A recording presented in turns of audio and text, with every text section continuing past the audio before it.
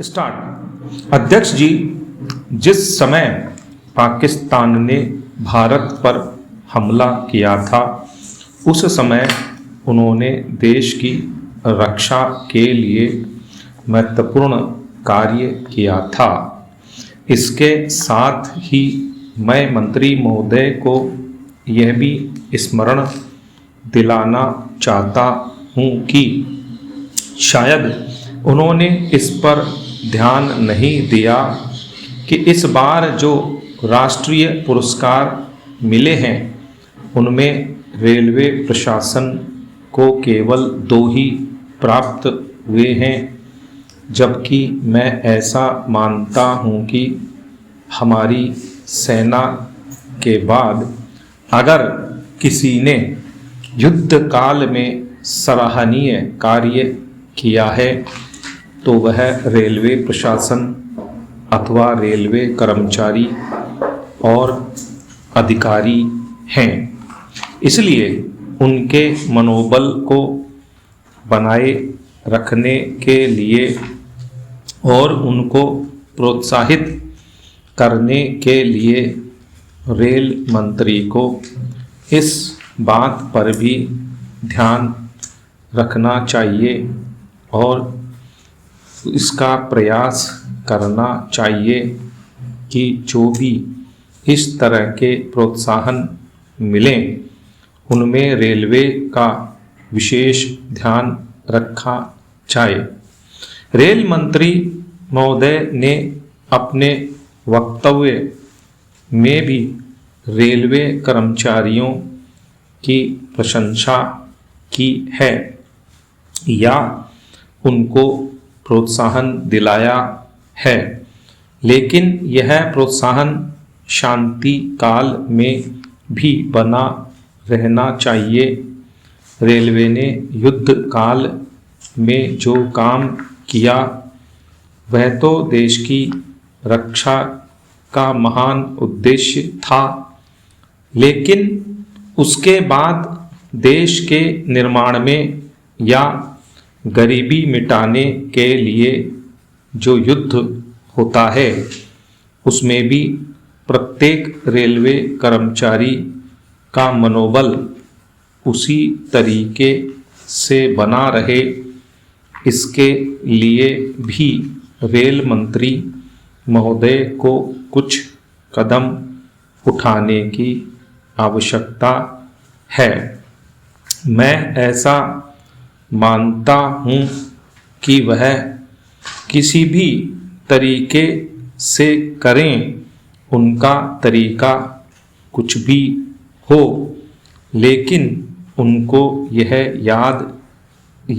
करना चाहिए कि जितने भी रेलवे कर्मचारी हैं, जो भी रेलवे को मुनाफा हो उसमें वह साझीदार हों, चाहे आप उनको बोनस के रूप में कुछ दें, चाहे किसी और तरीके से दें, लेकिन हर वर्ग के रेलवे कर्मचारी को मालूम होना चाहिए कि यदि वह देश के निर्माण के संबंध में ठीक तरह से काम करेगा तो उसको पुरस्कार के रूप में या वेतन के अंश के रूप में अपने वेतन के अलावा पैसा मिलेगा।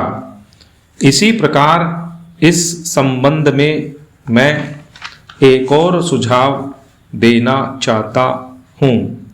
स्वतंत्रता के बाद रेल प्रशासन भारत सरकार का प्रशासन हो गया, लेकिन यह लोकसभा एक विशेष उद्देश्य को लेकर चुनी गई है। यह उस कार्यक्रम का एक नमूना ही है। गांधी जी ने जीवन के सभी पहलुओं पर प्रकाश डाला था। धन को वे संयम से व्यय करने के हक में थे। उपाध्यक्ष महोदय, मैं समझता हूँ कि अब तक इस वैदेशिक नीति पर न केवल इस ओर के सदस्यों ने ही बल्कि दूसरी ओर के सदस्यों ने भी प्रधानमंत्री जी को धन्यवाद दिया है। इसलिए मैं अपनी तरफ से धन्यवाद देकर उनका बोझ बढ़ाना नहीं चाहता।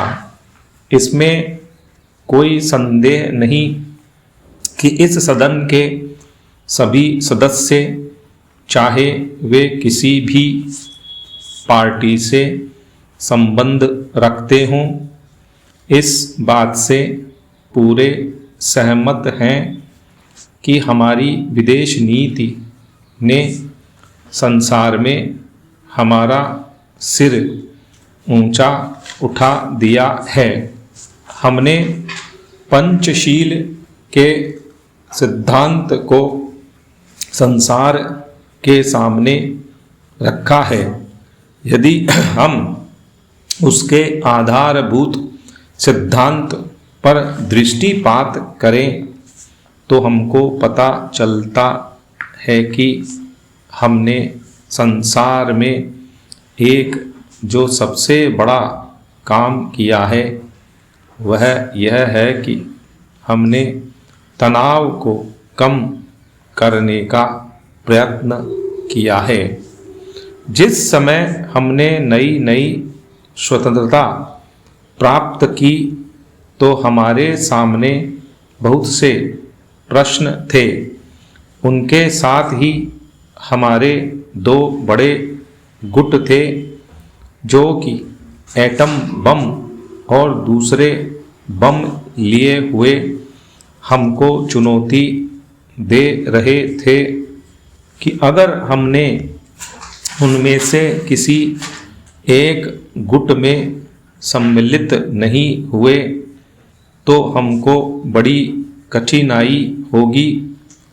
उस समय भी हमारे प्रधानमंत्री ने हमारे देश की वैदेशिक नीति को इसी स्तर पर रखा जिसके कारण आज हम संसार में अपना सिर ऊंचा उठा सकते हैं।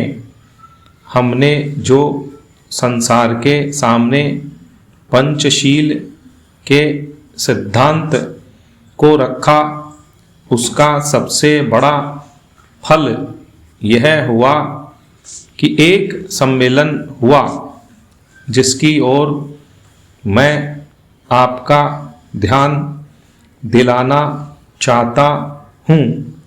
इस सम्मेलन में बड़े उत्साह के साथ संसार के 29 राष्ट्रों ने जो कि एशिया और अफ्रीका से संबंध रखते थे यह घोषणा की कि हम संसार में तनाव कम करना चाहते हैं और साथ ही हम यह चाहते हैं कि संसार में जो विभिन्न सामाजिक और आर्थिक नीतियां हैं वे साथ साथ चल सकें।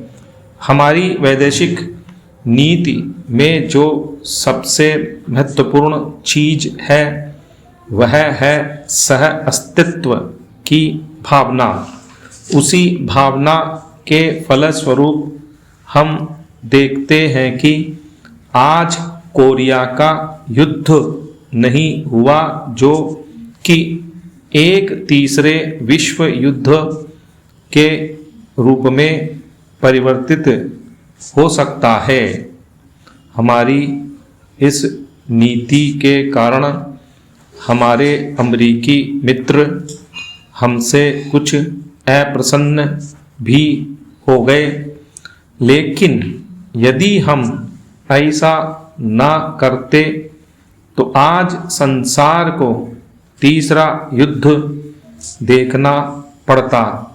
मैं बहुत ज़्यादा समय नहीं लूँगा, थोड़ा ही लूँगा। स्टॉप।